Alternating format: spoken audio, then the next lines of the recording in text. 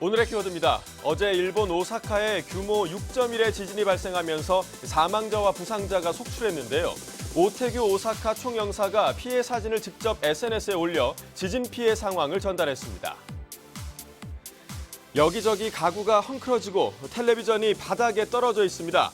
해당 사진들은 어제 오 총영사가 자신의 페이스북에 올린 지진 피해 사진들인데요. 오전 8시 정도에 서 있을 수 없을 정도로 집안이 흔들렸다는 글과 함께 바닥에 급히 엎드리면서 생긴 무릎 상처 사진도 공개했습니다. 또 오사카의 부임에 가장 큰 지진을 겪었다, 무시무시하다라고 적어서 당시 긴박했던 상황을 설명했고요. 이어 현지 항공사와 여행사 등을 통해 일본에 방문한 한국 여행객의 안부를 확인했고 현재까지 현지 교민들의 피해 상황은 없다고 전했습니다.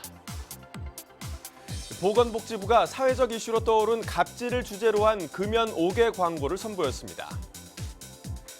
서울의 한 버스 정류장에 붙은 광고입니다. 흡연도 갑질이 될 수 있습니다. 라고 적힌 큰 글씨의 문구가 인상적인데요.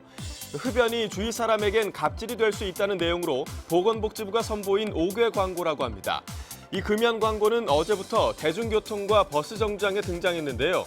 사랑하는 사람과 함께 있을 때 담배를 피우는 연인 편과 부하 직원에게 흡연을 강요하는 직장 동료 편, 비흡연자에게 담배를 권하는 군대 편 등 모두 3가지로 제작됐다고 합니다. 복지부는 사회적 관계 속에서 발생하는 흡연 권유와 간접 흡연 피해를 알리기 위해서 광고를 만들었다고 설명했고요. 젊은 세대의 언어를 활용한 금연 포스터를 온라인에 공개하면서 전 국민을 대상으로 한 금연 캠페인을 지속적으로 이어나갈 것이라고 밝혔습니다. 공중 화장실 몰카 공포증이 확산하면서 밖에서 화장실 가기를 두려워하는 사람들이 적지 않은데요. 광주에선 몰카 촬영을 막는 스티커까지 등장했다고 합니다. 어제 광주 남부경찰서는 몰카 불법 촬영을 막아준다는 뜻의 이른바 몰카 마금이 스티커를 자체 제작해 공중 화장실에 비치한다고 밝혔습니다.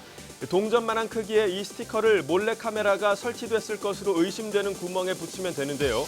스티커로 구멍을 가리고 112에 신고하면 출동한 경찰관이 카메라 설치 여부를 확인한 다음 신고 내용과 탐지 결과를 SNS를 통해 시민에게 알린다고 합니다. 소식이 전해지자 누리꾼들은 몰카 방지책이 점점 진화되는 모습을 보니 씁쓸하다면서 몰카 마금이 스티커가 우리 지역에도 도입됐으면 좋겠다는 반응을 보였습니다.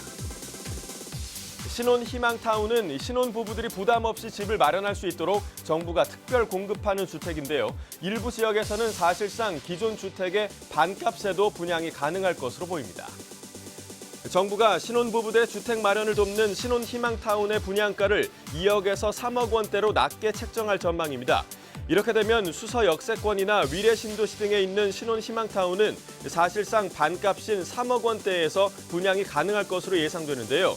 대신 투기 수단으로 전락하는 것을 막기 위해 시세 차익의 최대 50%까지 환수하는 방안을 마련할 것으로 보입니다.